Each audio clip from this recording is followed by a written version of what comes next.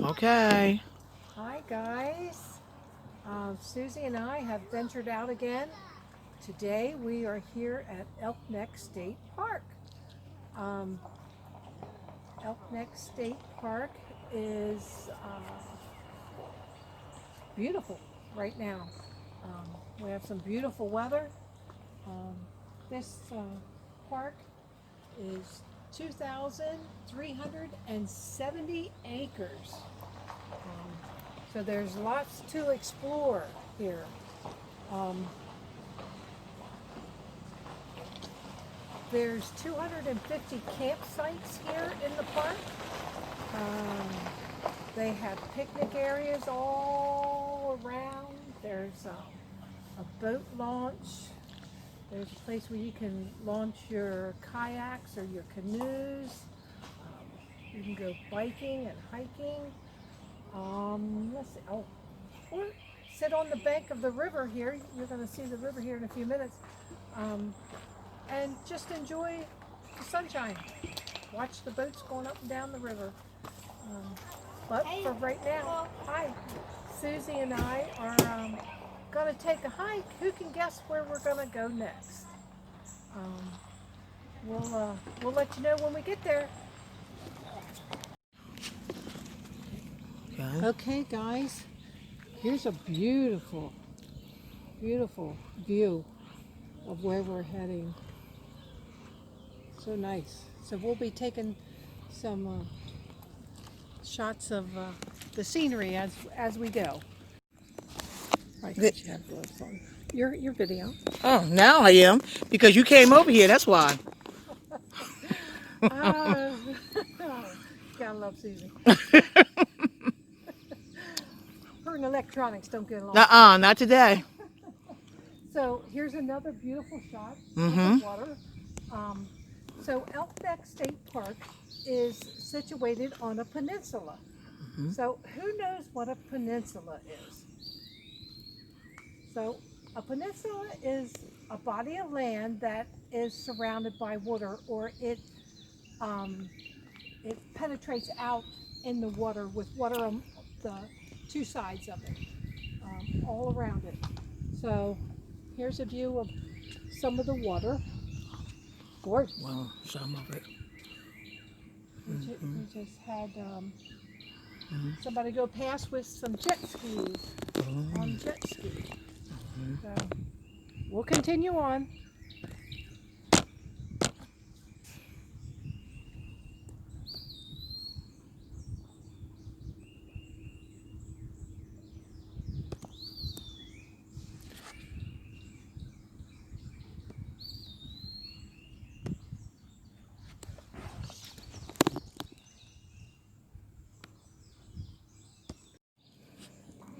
Okay, you got it? Nope. Oh, yeah, you do.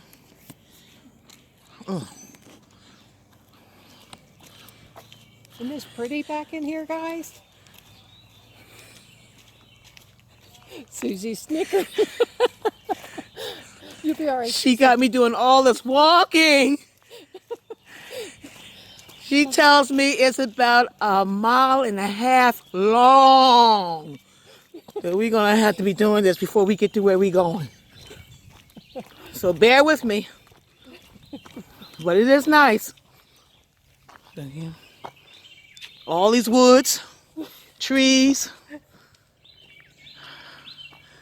Okay. Out of breath already. Okay. All right, guys, we're coming up on our next adventure. You can see it in the background there. Maybe Susie can zoom it in a little bit. Maybe not. Oh. Okay. No, it's not doing it for me. There. Yeah. We are at Turkey Point Lighthouse. So let me just say that the lighthouse itself is only 35 feet tall. But you're going to see here in a few minutes that it sits on a 100-foot bluff. which means the land is 100 foot above the water that's behind it. And if you look here, I'm going to show you a picture. And this is going to show you the bluff, the land that it sits on, and the peninsula that we were talking about. The peninsula, how it is surrounded by the water and how high the cliffs are here. So even though the lighthouse is only 35 feet tall, this is the third tallest lighthouse because it sits on a 100-foot bluff. So as you can see, water all around this piece of ground. So here we go, Susie.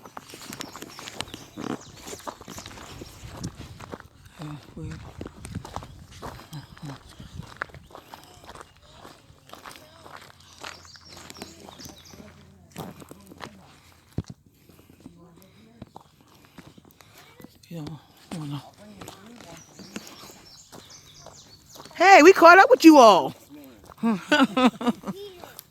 So this lighthouse was built by John Donahue. He lived in Haverty Grace, so he was a local, just across the river on the other side. It was completed 187 years ago. This lighthouse is 187 years. So the purpose of this lighthouse is that the light would shine out and guide the ships and the ship's captains to change direction. So they would enter to the mouth of the Elk River, which goes up to where that we were at last week, I think it was, the C&D Canal. So this lighthouse was built to give them direction of where to turn so they could head up to the C&D Canal. That I think was open 3 or 4 years prior to the lighthouse being built. I'd have to go back and read my notes on that. So we'll come on up here and I'm going to show you a map of what I was talking about with the C&D Canal. We have a little map here. Right here. Wow, beautiful. And Oh, okay, make it larger. Okay. it's a little hard to see with the glare from the sun on the tablet, but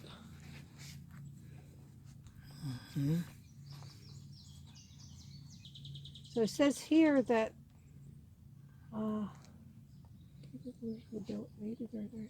so it was built, and also the house in which the light keepers lived in. It all only cost $4,355 back in those days to build. And I'm going to show you this map here. Okay. There you go. So the ships would come up the Chesapeake Bay. All right, there you go. And here's Turkey Point. This is where the lighthouse is. So this is the marker. The lighthouse was to let them know they needed to turn here and go up the Elk River so they could get to the C&D Canal, which is right there. So.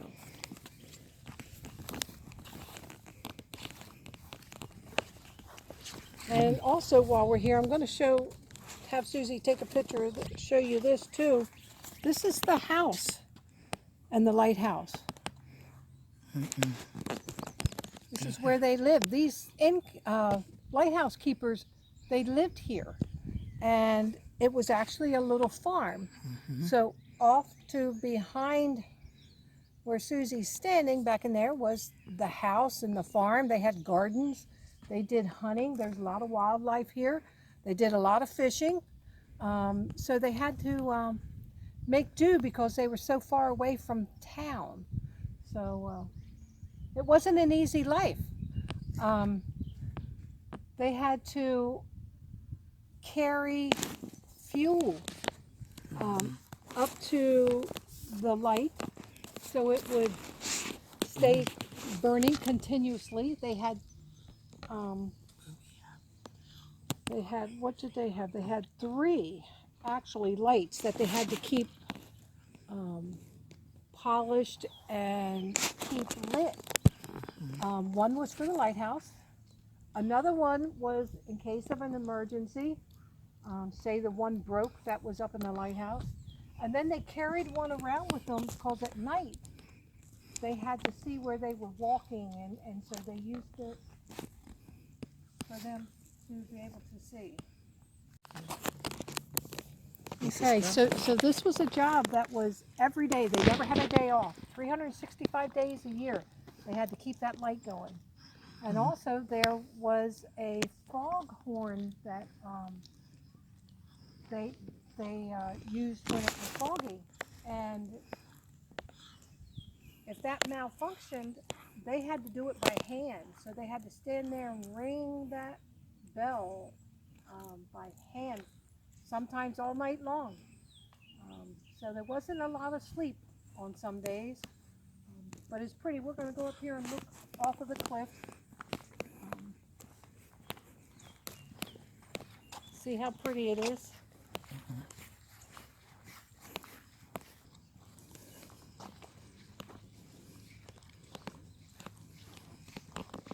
So this is all Chesapeake? The Chesapeake Bay, and then you cut right up here into where they were cut up to the Elk River. Oh, wow. Yeah. Wow, how beautiful. Now how I zoom in on this water here. Oh my goodness, how do you do all that? We'll come here where we can get past these trees and then see the... Ooh, wee, gorgeous.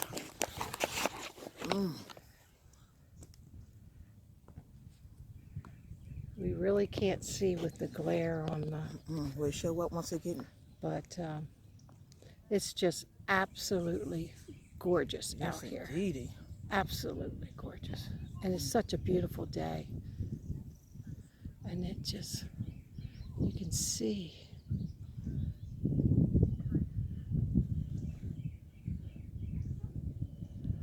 I don't know if you guys can see those boats out there in the water, but there's boats out in the water. And it just goes right on down. A lot of water.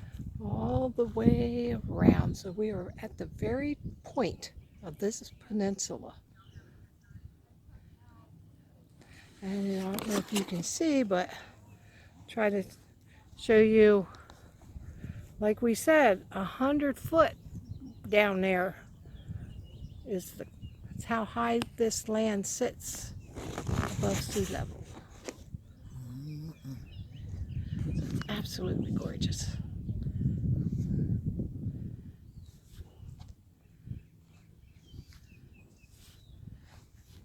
As you can see, there's the lighthouse. So what do they do with the house? Did they tear it down, or is it Yes. located somewhere? Oh, No, that house has been torn down. That house was sitting off to the right over there is where the house was. And nice to have the house there, just a tour. Oh, yeah. Yeah.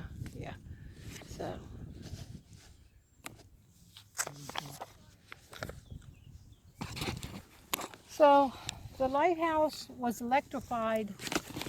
That means that electricity was ran to the lighthouse in 1943.